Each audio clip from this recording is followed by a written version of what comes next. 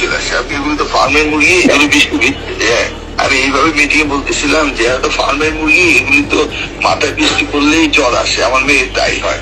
দেশে চলমান বন্যায় শিক্ষার্থীরা এইচএসসি পরীক্ষায় অংশ নিতে পারছে না, কিন্তু সরকার তবু পরীক্ষার সময়সূচি বদলাচ্ছে না।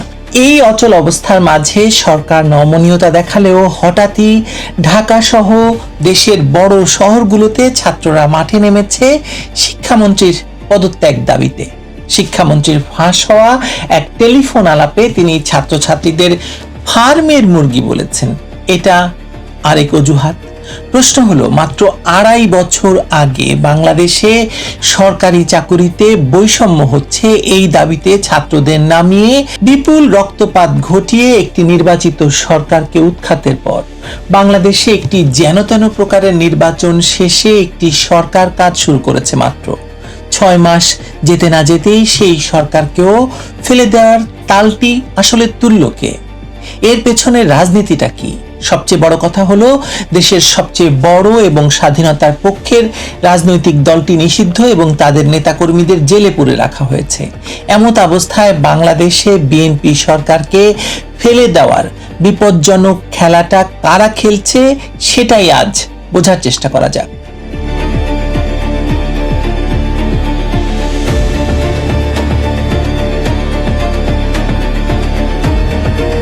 প্রথমেই পরিষ্কার করে নেওয়া দরকার, বন্যা এবং জলাবদ্ধতার মধ্যে পরীক্ষা দিতে বাধ্য হওয়া শিক্ষার্থীদের ক্ষোভ অযৌক্তিক নয়। কোমর সমান পানি পেরিয়ে নৌকায় চড়ে কিংবা ঘন্টার পর ঘন্টা যানজটে আটকে থেকে পরীক্ষা কেন্দ্রে পৌঁছানো কোনো স্বাভাবিক শিক্ষা পরিবেশ নয়। তার উপর শিক্ষামন্ত্রী আনমা এহসানুল হক মিলন যদি এসব শিক্ষার্থীর দুর্ভোগ নিয়ে তাচ্ছিল্যের ভাষায় কথা বলেন, তাহলে রাজনৈতিক আগুনে ঘি পড়বে, এটা স্বাভাবিক।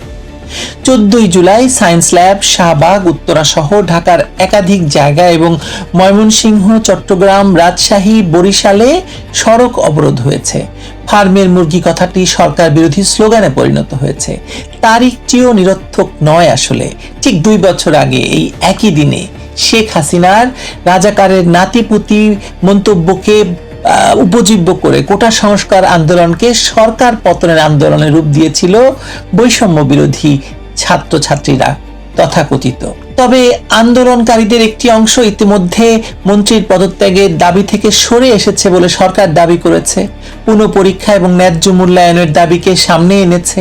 অর্থাৎ শিক্ষার্থীদের প্রকৃত দাবি আর তাদের ঘিরে তৈরি হওয়া সরকার পতনের রাজনৈতিক উত্তেজনা আসলে এক বিষয় নয়, সেটা আমাদের বুঝতে হবে।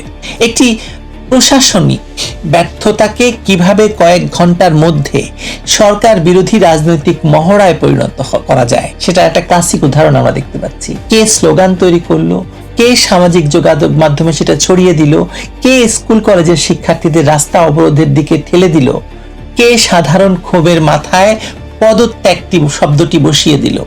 এই প্রশ্নের একটি ইঙ্গিত মেলে খোদ ক্ষমতাসীন জোটের ভেতর থেকেই।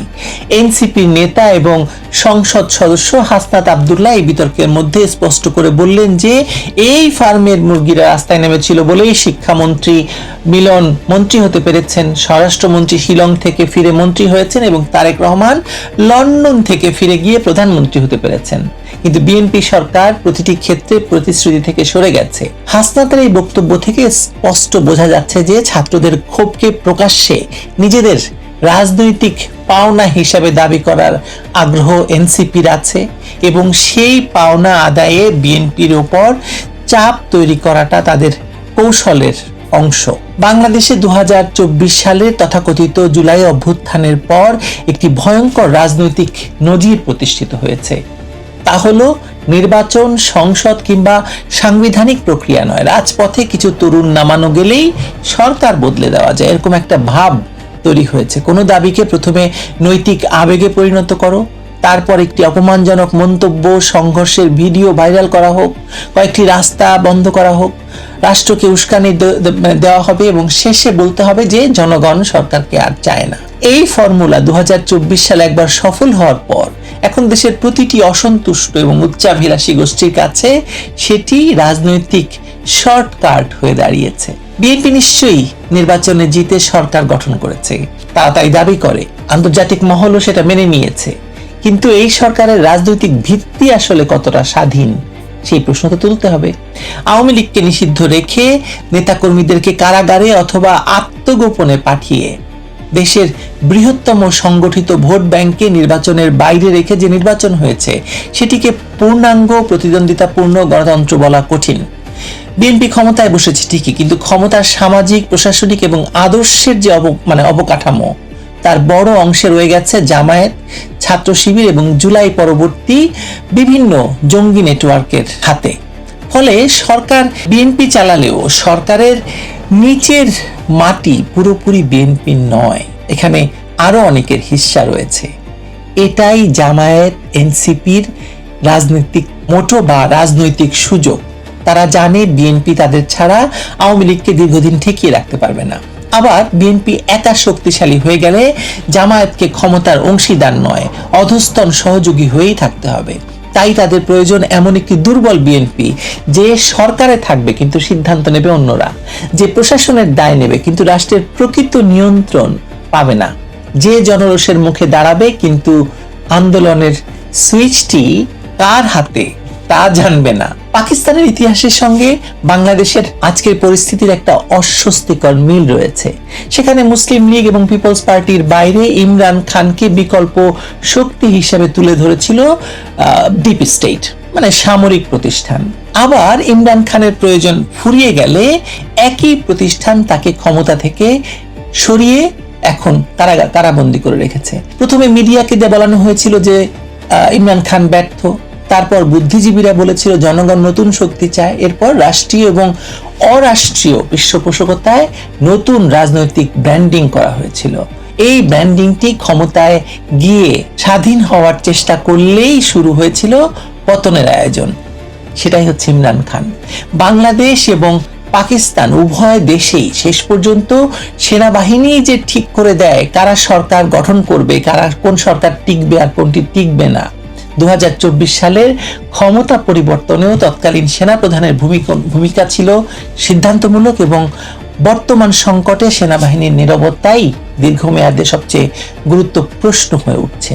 বাংলাদেশে আমরা এই নাটক আগেও দেখেছি। স্বাধীনতার পর জাসদকে একটি বিপ্লবী বিকল্প হিসাবে প্রচার করা হয়েছিল। 2007 সালে এসেছিল -2 তত্ত্ব।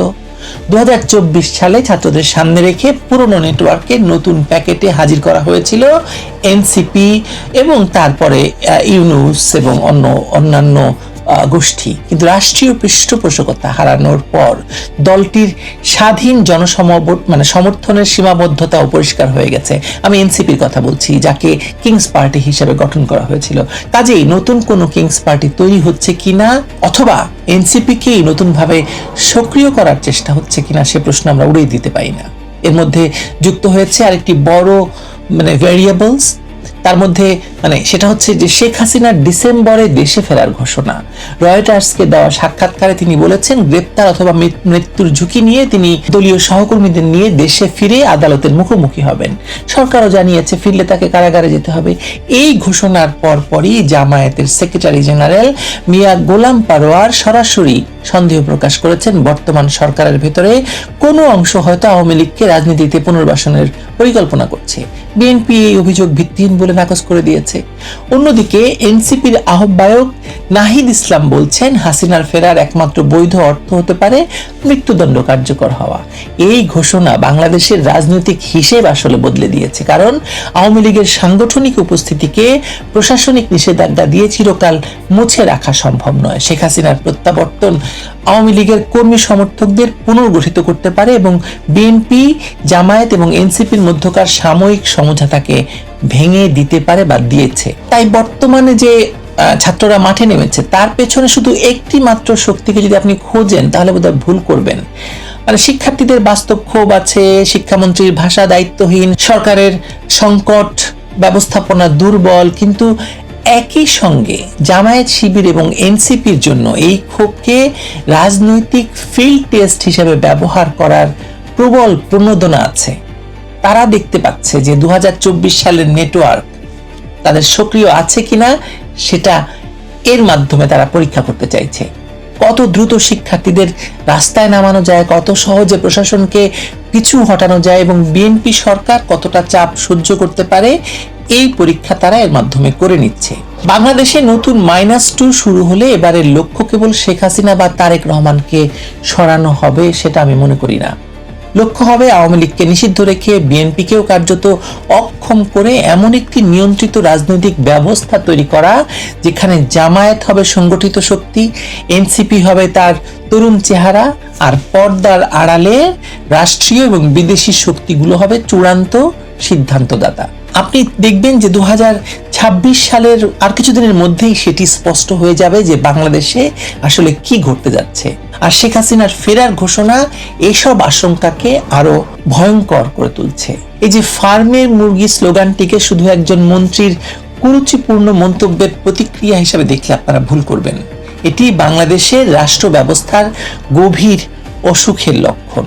এখানে সরকার নাগরিককে সম্মান করতে শেখেনি, রাজনৈতিক দলগুলো নির্বাচনের উপর আস্থা রাখে না, মানে ছাত্রদের বারবার ক্ষমতা বদলের যন্ত্রে পরিণত করে এবং পর্দার আড়ালের শক্তিগুলো জনগণের ক্ষোভকে নিজেদের দাবার ঘুঁটি হিসেবে ব্যবহার করে।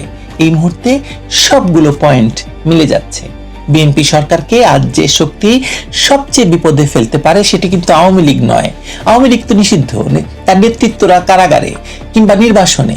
বিএনপির তাৎক্ষণিক বিপদ সেই মিত্রদের কাছ থেকে, যাদের সঙ্গে তারা সংসদে বসে প্রথমে ঝগড়া করে তারপরে নাকি কফি খায়, মানে যারা তাকে ক্ষমতায় বসতে সাহায্য করেছে।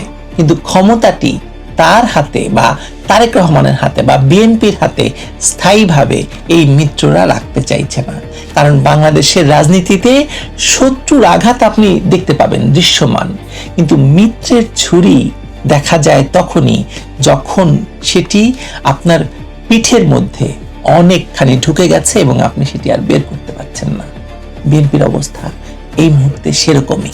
কারা ফার্মের মুরগিদেরকে নামালো, খানিকটা হয়তো উত্তর পেয়েছেন। আরো কয়েকদিনের মধ্যে প্রকৃত এবং আরো বিস্তারিত উত্তরও পাবেন। ভালো থাকবেন সবাই।